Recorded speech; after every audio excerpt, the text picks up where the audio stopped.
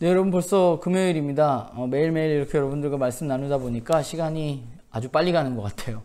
네, 아무튼 여러분들과 이렇게 말씀 나누게 돼서 너무 즐겁고 좋고, 또 여러분들이 조금씩 말씀을 잘 읽고 또 적용해 나가는 것 같아서 그것도 굉장히 개인적으로는 굉장히 기쁘고 좋은 일입니다.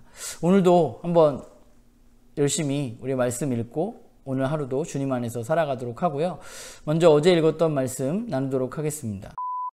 네, 어제 본문을 살펴보면 이스라엘의 모습, 하나님의 백성인 이스라엘의 모습은 그야말로 참담한 모습입니다.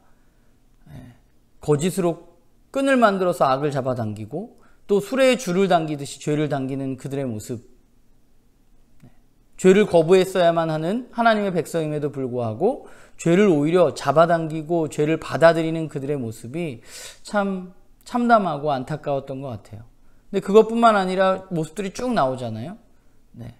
하나님 선이라 한 걸 악이라 하고, 악을 선이라 하고, 빛을 어두움이라 하고, 어둠을 빛이라 하고, 거의 뭐 청개구리 수준입니다. 모든 것이 뒤틀려져 있는 세상이었어요. 자기들은 아무 문제 없고 괜찮은 것 같았지만, 그러나 그 세상을 조금만 들여다보면 그 세상은 완전히 깨어진 세상이었습니다. 괜찮은 것 같은데, 지혜롭다고 이야기하는데 그 세상은 뇌물을 받고 악인을 의인이라고 이야기하는 세상, 그래도 괜찮다고 이야기하는 세상 속에서 그들이 살고 있었고 그들이 그런 모습으로 살아가고 있었다는 거죠.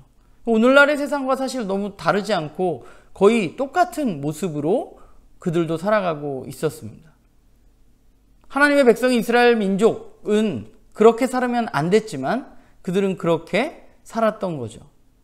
그러면 그들은 왜 그렇게 되었냐? 왜 하나님의 백성인 이스라엘이 그렇게 되었을까? 이사야는 그 이유에 대해서 25절에서 이렇게 이야기하죠. 그들은 만군의 여호와의 율법을 버리고 이스라엘의 거룩하신 이의 말씀을 멸시했다라고 말합니다. 그들은 하나님의 말씀을 무시하고 하나님의 말씀을 버렸습니다. 우리는 이미 이사야 앞에서 그들이 얼마나 열심히 예배를 드렸는가 살펴보았습니다. 그들은 빼먹지 않고 예배를 드리고 제물을 드리는 사람들이었습니다. 그런데 그들을 바라보신 하나님의 평가는 그들이 말씀을 버렸다고 이야기하십니다. 예배 자리에 앉아있는 것이 아니라, 제물을 드리는 것이 중요한 것이 아니라, 그리스도인들은 하나님의 말씀을 들어야 하고 그 말씀대로 살아가야만 하는 것이죠. 오늘 우리도 마찬가지죠. 오늘 시대를 보면 어때요? 말씀이 없는 것이 아니라 정말 그 어느 때보다 말씀이 넘쳐나는 시대입니다. 말이 너무 많은 시대죠. 뭐 유튜브만 들어가도 수많은 목사님들의 설교를 들을 수 있는 시대에 우리는 살고 있습니다. 문제는 무언가요? 말씀을 아예 무시하거나 그 말씀을 나에게 하신 말씀으로 받아들이지 않는 것. 그래서 그 말씀대로 살 마음이 내가 없는 것. 그냥 그 자리에 나아가는 것만으로, 말씀을 듣고 내 마음이 위로받는 것만으로 만족하는 그런 모습들이 우리들 가운데도 있지 않은가 하는 생각을 좀 해보았으면 좋겠어요. 하나님은 어제 본문을 보면 그런 그들을 심판하시겠다고 말씀하십니다. 근데 그 심판은 너무 철저하고 심지어 그분의 분노를 풀지 않으시고 계속해서 심판을 위해서 내가 손들고 있겠다라고 하나님은 말씀하십니다. 이건 이스라엘뿐만 아니라 하나님을 알지 못하는 사람뿐만 아니라 오늘 저와 여러분에게도 동일하게 적용되어지는 이야기라는 생각을 하게 됩니다. 하나님의 백성이어서, 내가 예수 그리스도를 믿어서, 내가 교회에 다녀서 그 심판에서 면제되는 것이 아니라 우리는 그 심판대 앞에 언제 서게 될 것이라는 사실을 인정하고 살아가야만 하고, 그렇기 때문에 그 심판대의 판결 기준이 바로 우리가 하나님의 말씀대로 살아가느냐, 우리가 포도원의 노래 앞부분에서 보았듯이 우리가 정의와 공의의 열매를 맺고 있느냐가 그 심판대에서 우리를 판가름하는 열쇠가, 판결 기준이 되겠죠.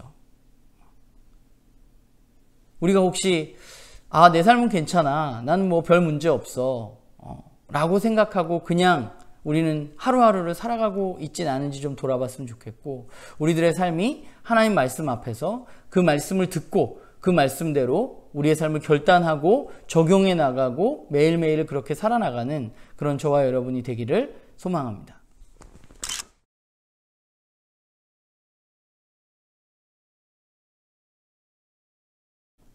오늘 우리가 읽을 본문은 이사야서 6장입니다. 이 6장은 이사야가 소명을 받은 본문이라고 알려져 있는데, 우리가 먼저 첫 번째로 생각해 볼 것은 우시야 왕이 죽던 해에 이사야가 하늘 보좌에 초대되어집니다.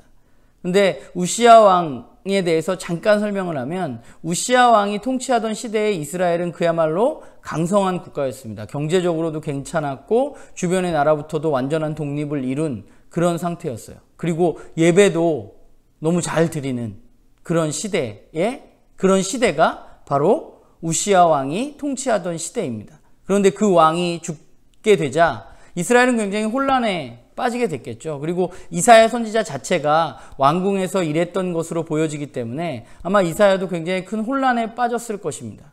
그런데 바로 그때에 이사야는 하나님 나라의 하늘 보좌로 초대되어지게 됩니다.